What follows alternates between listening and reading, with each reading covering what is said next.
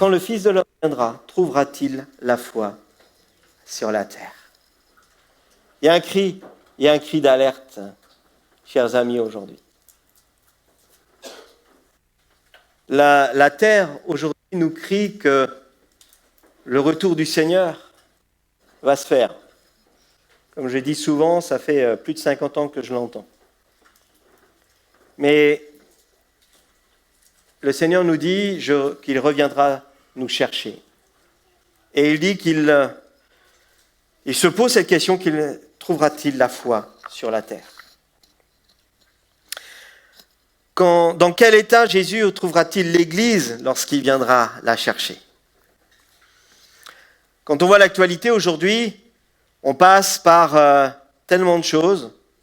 En France, c'est une agression au couteau minimum chaque jour. Les jeunes se courent après pour s'entretuer.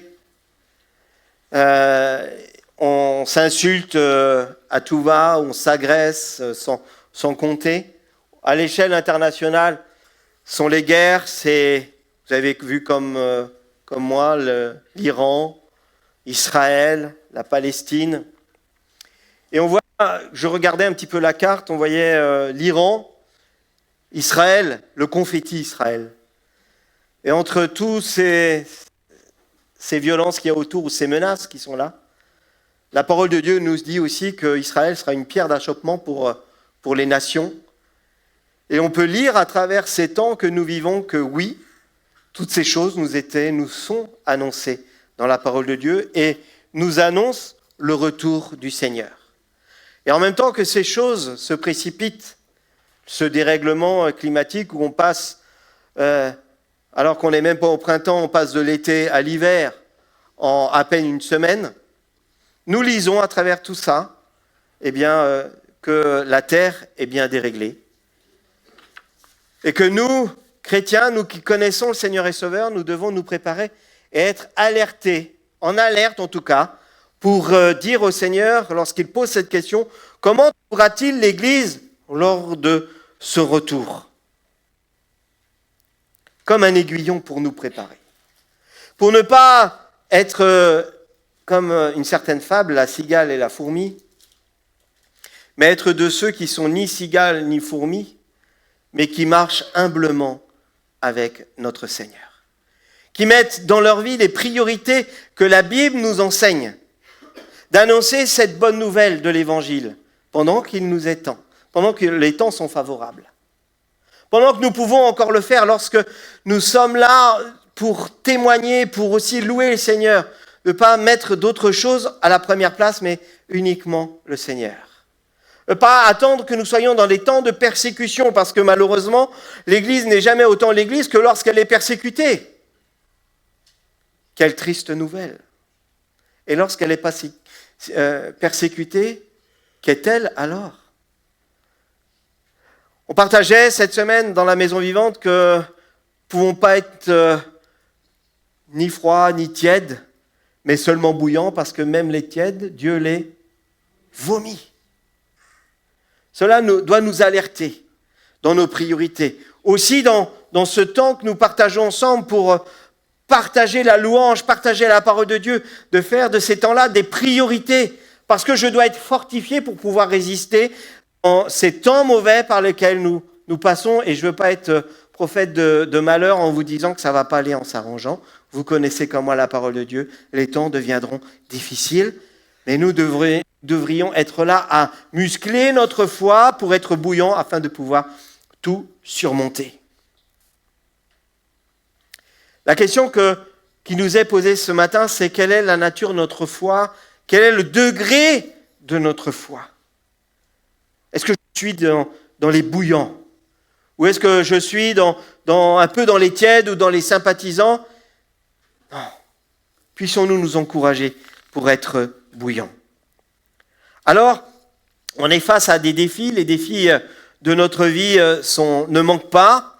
Il y a tellement de choses auxquelles nous devons faire face dans la vie. Face au bataillon du doute, pouvons avoir des doutes qui viennent nous assaillir. Des montagnes, des déserts à traverser. Parfois le sentiment de de solitude, où on peut se demander, mais le Seigneur m'a-t-il oublié?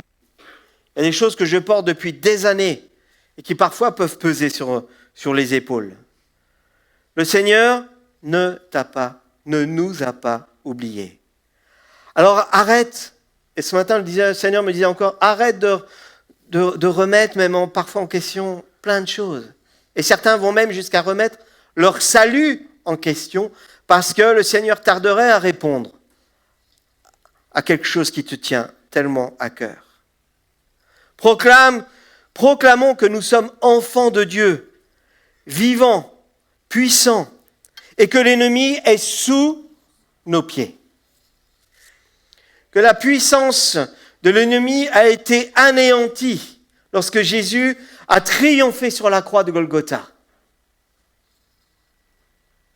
Et que je suis plus que vainqueur par Jésus-Christ, notre Seigneur. Face à ça, la repentance, la louange est à notre Dieu. Et il donne la vie, la consolation, la paix par le Saint-Esprit encore aujourd'hui. Est-ce que quelqu'un le croit? On va lire ensemble dans Exode, au chapitre 18, versets 1 à 4. Allez, dans l'Ancien Testament, Exode 18, 1 à 4. On voit le peuple d'Israël qui est passé par tellement de difficultés, d'errance, mais aussi de désobéissance. Et ils en ont payé le prix fort. Exode 18 nous dit « Jéthro, sacrificateur de Madian, beau-père de Moïse, a pris tout ce que Dieu avait fait en faveur de Moïse et d'Israël, son peuple.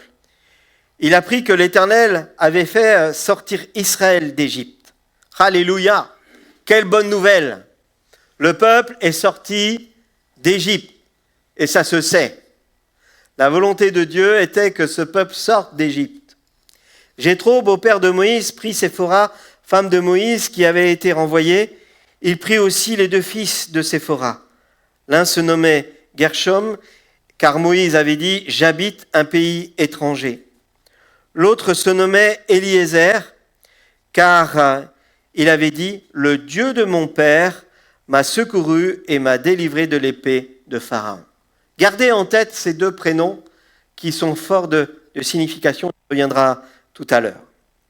Ce peuple nous plonge dans un moment crucial de la progression des Israélites vers le pays promis, le pays de Canaan. Oui, ils sont sortis triomphalement de l'Égypte. C'est l'histoire, ça n'a pas été fait en 15 jours, mais vraiment il y a eu du temps, de l'énergie. Mais en même temps, ils ont vu, lorsqu'ils ont traversé ces temps difficiles, ils ont vu la main de Dieu. Cette main qui ne nous oublie jamais. Face à la mer, lorsqu'ils étaient acculés par ceux qui voulaient les tuer, la mer s'est ouverte en 2.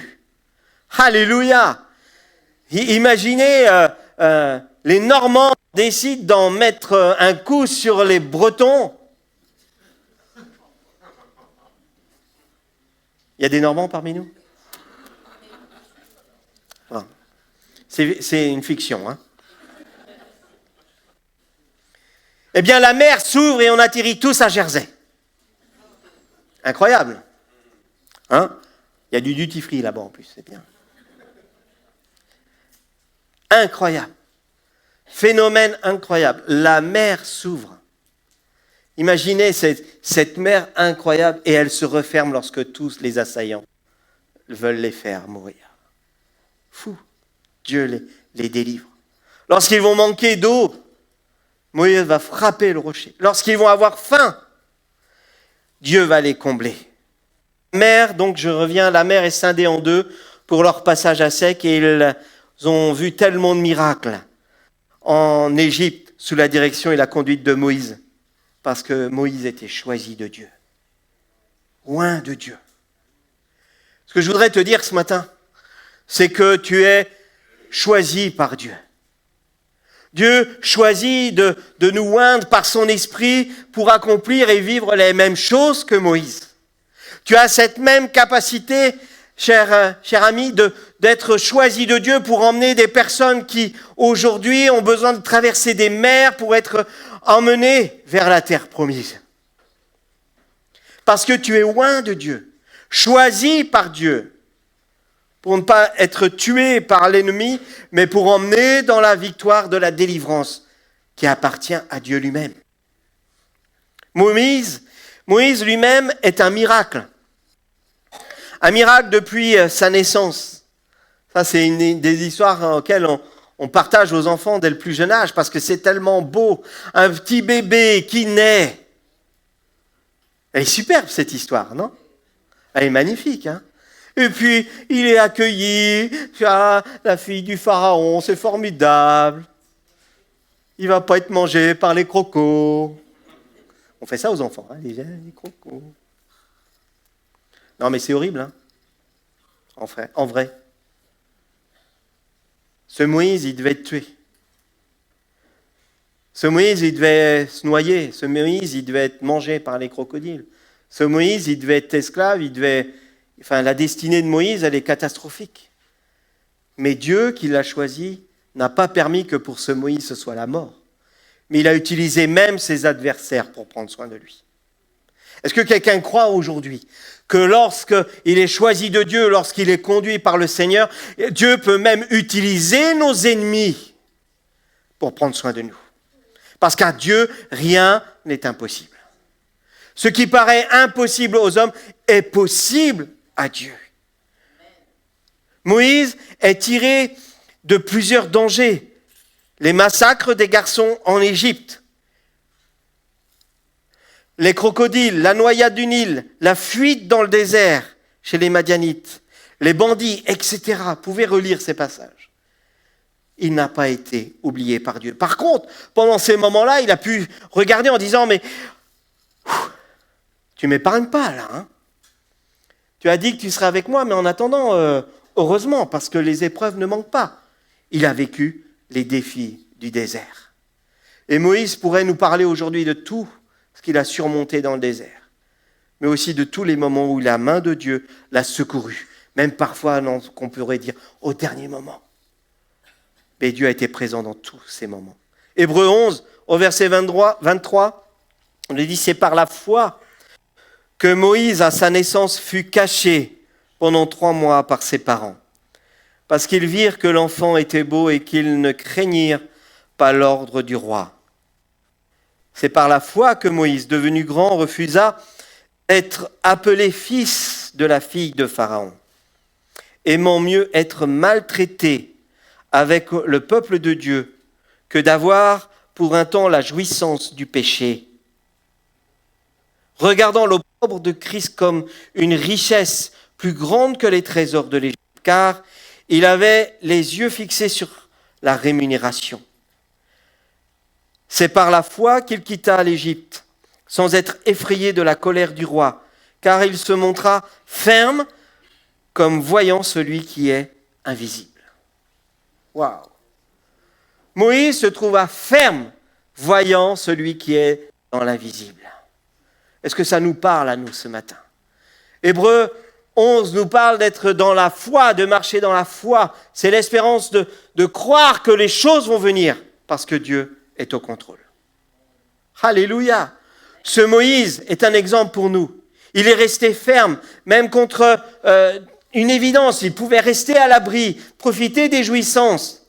Mais que nous dit la parole de Dieu? Profiter des jouissances du péché, c'était sa perte. Il a préféré aller dans la souffrance du peuple dans laquelle il avait la responsabilité, plutôt que rester dans la richesse, mais qui amenait au compromis. Aimant mieux être maltraité avec le peuple. Est-ce que ça ne vous fait pas penser à quelqu'un d'autre? À ce Jésus? À ce Jésus qui est venu aussi pour être là, non pour juger le monde, mais pour sauver le monde. Il a été maltraité à notre place, à ma place. Lui qui était sans faute, qui n'était pas le cas de Moïse. Maintenant, il se trouve dans le désert avec les enfants d'Israël. Pas une situation facile. L'épuisement est là, la fatigue, les défis. Moïse, parfois, s'arrête et il se retire dans sa tente. 1000 questions traversent son esprit. Le voyage qui devait prendre une semaine au maximum commence à être long. Avec plus de 700 000 hommes à nourrir, sans compter les femmes et les enfants. Les provisions se font de plus en plus rares dans ces lieux inhabités et désertiques. Mais le Seigneur est bon, non ? Lorsque les vents commencent à crier famine, le Seigneur va leur envoyer quoi ? La manne. La manne dans le désert. Alléluia. Et chaque jour, il nous est dit que cette manne, elle était renouvelée. C'est bien, hein ? C'était toujours frais. Dieu prenait soin d'eux. La manne fraîche. Mais au bout d'un moment, même la bénédiction, elle perd de sa saveur. C'est triste à dire. Même la bénédiction de Dieu, la bénédiction fraîche qui est renouvelée chaque matin, perd de sa saveur. La routine s'installe et le peuple commence à grogner parce que quand même, là où on était avant, on avait des cailles farcies avec des girolles. On nous menaçait de mort, mais quand même, on avait... Triste. Là encore, chers frères et sœurs, je crois qu'il y a un aiguillon aussi pour l'Église, de ne pas croire que la bénédiction que nous avons reçue perd de sa saveur avec le temps. Les amis, la plus grande des bénédictions, c'est d'être sûr de ton salut. C'est de savoir que Jésus-Christ est mort pour tes péchés, qu'il est ressuscité afin que son sang qui a coulé nous purifie et nous rend plus blancs que la neige, nous rend disponibles pour être reçus dans le ciel de gloire pour l'éternité. Et quelqu'un devrait dire Amen. C'est ça la plus grande des bénédictions. Prions, encourageons-nous pour que cette bénédiction ne soit pas comme la manne et qu'elle perde de sa saveur pour dire « Ah, mais quand j'étais dans le monde, j'étais pas si mal quand même au bout d'un moment. J'avais pas toutes ces galères. » C'est ce qu'aurait pu dire Moïse aussi. Son leadership, la capacité que Dieu lui a donnée, son enthousiasme n'est plus à point. La fatigue est là. On voit même à travers, et je vous invite à lire ces textes, que lorsqu'il combat, il a besoin d'être soutenu. Et merci Seigneur parce qu'il met à cet homme des hommes pour le soutenir, pour qu'il y ait la victoire dans le combat. Vous vous souvenez, il est soutenu par qui ? Aaron et Hur viennent soutenir ses bras. Et lorsque ses bras sont levés, le peuple est dans la victoire. Et lorsqu'il baisse, le peuple perd. Alors il met à ses côtés des hommes pour le soutenir, comme quoi nous avons besoin d'être ensemble les uns les autres pour être soutenus, parce que lorsque nous relevons les mains pour glorifier le nom du Seigneur, nous sommes dans la victoire. Alléluia! Les tests du temps, de la motivation, du caractère, de la vision viendront toujours pour éprouver toute entreprise, même celle de la prière. C'est beau de commencer une œuvre, mais sachez que les épreuves sont bien souvent ponctuées par aussi notre vie, notre entreprise est ponctuée par des moments difficiles à traverser, comme dans le désert. Mais Dieu donne le moyen d'en sortir. C'est la bonne nouvelle aujourd'hui. Dieu donne toujours le moyen d'en sortir. Il est le moyen d'en sortir. On ne partageait dans les maisons vivantes, et on faisait un petit point un petit peu sur les 3 maisons vivantes, celle de la Richardet, du mardi, du jeudi, à Saint-Malo. Et en fait, on a parlé de la même chose. À un moment donné, on a parlé des signes, des miracles et des prodiges. Et on se disait, mais nous aussi, on a parlé de ça. La même conclusion. c'est que Dieu ne nous demande pas de chercher les miracles et les prodiges. Il nous demande de chercher Dieu lui-même et il va accompagner notre prédication, notre message, notre fidélité par les signes et les miracles. Alléluia! Cherchons Dieu pendant qu'il se trouve. Voilà encore l'aiguillon pour l'Église aujourd'hui. Cherchons Dieu tant qu'il se trouve. C'est encore le bon moment. Il est temps, chers frères et sœurs, avant que la trompette vienne et qu'elle sonne et qu'il vienne nous chercher. Pendant ce temps, cherchons Dieu tant qu'il se trouve. Approche-toi de moi et tu verras combien je vais t'exaucer, combien je vais être là pour manifester ma présence. 1 Corinthiens 10, 13 nous dit « Aucune, chers frères et sœurs, aucune tentation ne vous est survenue qui n'ait été humaine. Et Dieu qui est fidèle ne permettra pas que vous soyez tentés au-delà de vos forces. Mais avec la tentation, il préparera aussi le moyen d'en sortir afin que vous puissiez la supporter. » Alléluia. Ce Moïse qui est dans le désert, dans lequel nous pouvons nous identifier parfois, où la tâche est lourde, où le temps est long, 40 ans dans le désert, c'est long. Même si j'ai l'espérance que je verrai Canaan, le Seigneur va répondre. Je lui ai demandé ça, j'ai prié. Oui, mais en attendant, c'est long.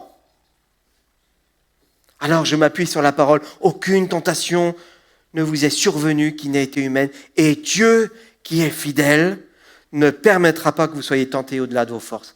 Parce qu'il a déjà prévu ce qu'il faut pour que vous puissiez la supporter. Alléluia. Voilà la miséricorde de Dieu. Il envoie Jéthro pour donner les clés de la sortie de Moïse. Jéthro est sacrificateur de Madian, et Madian est le 4e fils d'Abraham et de Kétura. On va retourner en Genèse. Genèse 1, 2. Alors attention, il y a des prénoms. Abraham prit encore une femme nommée Kétura. Merci. Merci Thierry. Kétura, elle enfanta Zimran, qui veut dire le deuxième. Joksham, Shan, Madian, c'est facile, et puis 2 autres.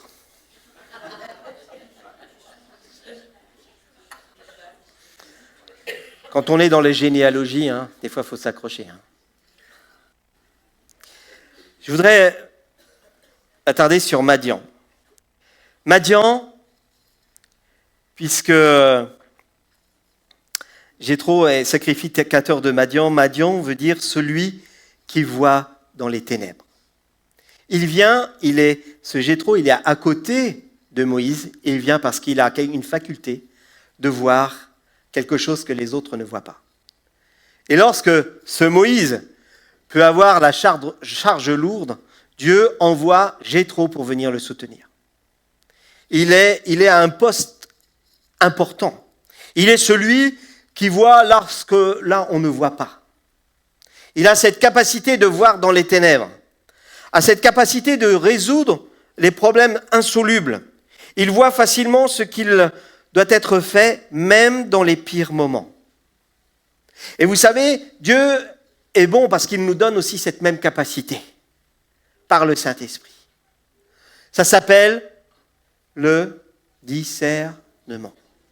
Dieu veut équiper et il équipe son peuple. Ne parlons pas au futur, mais aujourd'hui, au présent. Dieu équipe par le Saint-Esprit son peuple pour avoir le discernement, afin de voir même dans les ténèbres ce que Dieu va donner comme capacité pour pouvoir surmonter et dépasser ce qui est sombre aujourd'hui autour de nous. Amen. Discernement. Le discernement se définit comme la capacité à comprendre et saisir ce qui est caché, le fait de percevoir quelque chose, la faculté de voir ce qui n'est pas évident. Et cette définition met aussi l'accent sur la fiabilité de ce qui est discerné, et écoutez bien la fin, de cette définition. Le discernement spirituel est une capacité à distinguer la vérité de l'erreur. Et fondamental, ça se termine en 4 mots, fondamental à toute sagesse. Je répète, le discernement spirituel est la capacité de distinguer la vérité de l'erreur, fondamentale à toute sagesse. Prions. Demandons au Seigneur qui nous donne le discernement. De comprendre pourquoi je vis peut-être les temps de désert. Je sais qu'il va me donner la capacité de pouvoir tout surmonter, mais que je puisse voir dans les ténèbres pourquoi je suis là et ce que Dieu a prévu pour moi. Le défi de la foi. Discerner la volonté de Dieu. Voilà ce que Jésus s'attachait à faire régulièrement. Il allait sur la montagne. Vous vous souvenez de ça? Il se mettait à part, il allait à la rencontre du Père. Et quand il redescendait, il avait le conseil du Père. Moïse était dans cette même action d'aller sur la montagne. Et tantôt, il redescendait avec l'étape de la loi, tantôt, il redescendait avec la pensée de Dieu pour le peuple.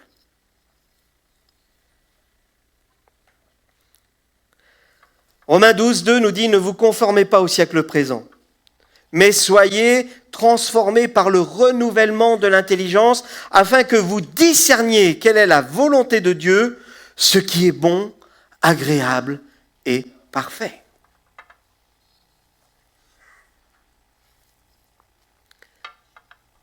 Là encore un petit coup d'aiguillon pour nous tous, pour l'Église. Ne vous conformez pas au siècle présent. On a lu dans Acte 5, au groupe de maison, que nous étions mis à part, saints. Choisis de Dieu, tu es choisi de Dieu. Et à ce titre-là, tu ne peux pas mener ta vie comme avant ou comme tu l'entends. Tu dois mener ta vie selon les préceptes de la parole de Dieu. Tu es saint, tu es choisi de Dieu, ambassadeur dans ta maison. Ta maison est mise à part pour être cette maison sainte qui représente la gloire de Dieu sur terre.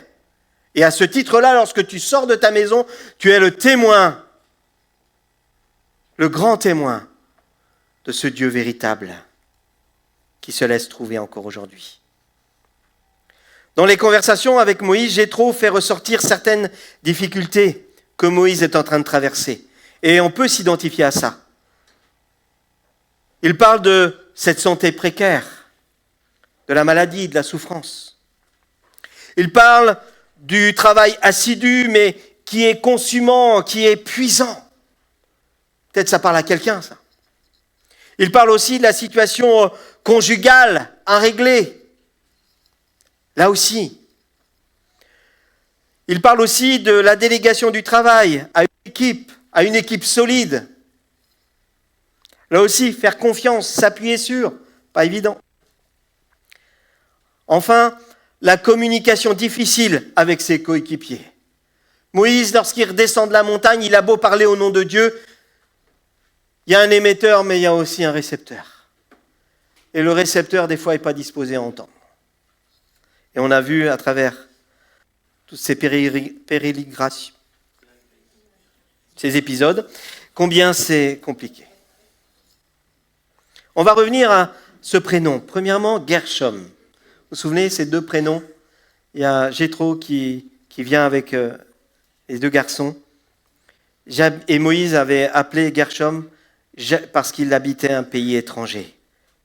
Étranger en ces lieux. Jéthro encourage Moïse pour qu'il n'abandonne pas la marche. Il doit développer sa mentalité, une mentalité différente dans le désert. Et savoir que la situation qu'il est en train de vivre est temporaire, elle est passagère et non permanente. Lorsque nous sommes dans les difficultés ou dans les épreuves, lorsque nous nous sentons dans un pays difficile, une terre étrangère, nous devons garder en mémoire que chaque chose est pour un temps, même dans les plus sombres moments de notre vie. Je sais que le meilleur est à venir. Facile à dire, mais lorsqu'on est au creux, c'est compliqué. Mais chers frères et sœurs, je peux vous le dire, par expérience, le meilleur est à venir. Je garde la foi pour mes enfants, pour ma famille, pour mes proches, que le meilleur est à venir. Je garde la foi pour l'église de Baie-Saint-Malo. Nous ne sommes pas encore arrivés et nous ne serons jamais arrivés, mais le meilleur est à venir. Alléluia! Je prie pour vos enfants, je prie pour les enfants qui sont dans les salles, qui passent aussi par des défis. Mais avec le Seigneur, je veux prophétiser, je veux dire de la part de Dieu que le meilleur est à venir. Alléluia! Parce que je veux proclamer, je prie qu'ils vont marcher à l'ombre du Tout-Puissant. Jérémie 29, 11. Vous connaissez, c'est un de mes passages favoris. Car je connais les projets que j'ai formés sur vous, dit l'Éternel, projets de paix et non de malheur, afin de vous donner un avenir et de l'espérance. C'est une promesse que Dieu donnait alors que la captivité à Babylone faisait des ravages. Dieu donne ses promesses, et il donne souvent des promesses dans la parole de Dieu lorsque les hommes de Dieu passent par des moments difficiles, compliqués, pour leur dire, voici, là tu as un poteau indicateur, suis-le, accroche-toi à ça. Ne dévie ni à droite ni à gauche, tiens bon, regarde, tu vas voir combien je vais me manifester et combien tu vas voir ma gloire. Même si tu es dans un lieu étranger, à Gershom, Moïse était dans ce lieu étranger et il se demandait ce qu'il faisait là. Mais Dieu a manifesté sa gloire. Dans l'incompréhension du moment, Dieu révèle à Jérémie qu'il y a derrière cela un bon projet. C'est la Bérésina à Babylone. Mais Dieu dit, Jérémie, regarde à Dieu, regarde-moi. Tu vas voir, j'ai des projets de paix et non de malheur. Accroche-toi à moi. Malgré le fait que tu traverses des situations difficiles, bien-aimé, déclare la bonté de Dieu sur ta vie. Déclare que l'Éternel est avec toi, que tu marches à l'ombre du Tout-Puissant. Comme disait David au psaume 23 et au verset 6, oui, et déclare-le chaque matin, oui, le bonheur et la grâce m'accompagneront tous les jours de ma vie et j'habiterai dans la maison de l'Éternel jusqu'à la fin de mes jours. Alléluia! Arrose ta vie de ces paroles. Elles font du bien à ton âme. Elles mettent la joie dans ton cœur. Elles mettent la paix. habiteront. Oui, le bonheur et la grâce habiteront dans ma maison tous les jours. Alléluia! C'est l'Éternel qui est en contrôle. Le deuxième prénom, Eliezer. Dieu est un secours. Alléluia! Est-ce qu'on peut le dire ensemble, ça? Dieu est un secours. Alléluia. Ça doit être ce qui anime l'Église. Lorsqu'elle vient le dimanche matin, lorsqu'elle vient dans les maisons vivantes, elle dit « Bonjour Géraldine, Dieu est un secours ». Et Géraldine dit quoi? Alléluia. Gloire à Dieu. Mais parce que c'est la vérité. Alléluia. C'est la vérité des enfants de Dieu, de ceux qui connaissent en qui ils ont placé leur vie. Dans celui qui me secourt jour après jour, semaine après semaine, et il se réalise. En ce deuxième fils, Dieu veut confirmer à Moïse qu'il va toujours le secourir dans ses craintes, dans ses peurs, dans ses doutes, dans ses inquiétudes. Et je parle aussi aux jeunes, là, collégiens ou lycéens. Des fois, il y a des grands défis, on entend parler de harcèlement ou d'agressivité, tout ça. Appuie-toi sur le Seigneur. Dans les plus âgés, et je ne regarde pas Lise-Laure, mais dans les relations au travail, j'aime bien t'embêter. Dans nos relations, je parle à nous tous, nous avons des défis aussi à relever. Appuie-toi sur le Seigneur. Le nom d'Eliezer possède la même racine que celui de Hazar. El-Hazar. Que tu sois mort, abandonné, oublié ou rejeté, nous avons un Dieu qui a cette mentalité du secours. Il est là pour nous secourir. Alléluia! Gloire à Dieu. Et vous savez quoi? Il aime ça. Il aime secourir celui qui crie à lui qui est dans la peine, il aime le secourir. C'est son ADN divin. Il est rempli de compassion et de miséricorde. Même après 4 jours dans la tombe, il est toujours présent, plein d'amour et de puissance. Jean 11, au verset 40, Jésus lui dit, « Ne t'ai-je pas dit, si tu crois, tu verras la gloire de Dieu. » Ne t'ai-je pas dit? Je crois que cette question encore résonne et doit résonner au sein de l'Église, dans nos partages. Et tu me partages tel défi pour ta chaudière, mais Dieu n'a pas dit, si tu crois, tu vas voir la gloire de Dieu. Tu manques de travail, tu cherches une compagne, un compagnon. Dieu n'a pas dit, si tu crois, tu vas voir la gloire de Dieu. Il a tout prévu et tout pourvu dans les cieux. Lorsque je lis ce passage et que je vois Jésus en pleurs devant la tombe de Lazare, je repense à une chanson d'Olivier Choua qui dit ces paroles pendant que l'équipe vient, qui nous dit de persévérer. Persévère. Persévère. Reviens au cœur du programme de Dieu pour ta vie. Il dit, si Dieu a mis un rêve, peut-être tu as un rêve depuis longtemps sur ta vie, une demande, une prière. Il dit, si Dieu a mis un rêve dans ton cœur, écris-le, regarde-le comme un trésor. Quoi qu'on dise, protège la vision avec passion. Quand tu sais de tout ton être que ce rêve ne vient pas de toi. Même si tu ne vois que le contraire, persévère, car sa parole, écoute bien, elle s'accomplira. Amen. Car sa parole s'accomplira. Notre Dieu n'est jamais en retard. Alléluia. Je répète, notre Dieu n'est jamais en retard. Il accomplit toujours sa parole. Sa parole, elle est oui et amen. On n'y ajoute rien, on n'en enlève rien. Et elle a encore aujourd'hui une efficacité glorieuse et divine. Développons cette mentalité même dans les déserts de notre vie. De pouvoir dire, oui, le bonheur et la grâce, et même si c'est avec des larmes, et même si c'est avec des cris, avec des supplications, oui, le bonheur et la grâce m'accompagneront tous les jours de ma vie, et j'habiterai, voilà l'espérance, et j'habiterai dans la maison de l'Éternel jusqu'à la fin de mes jours.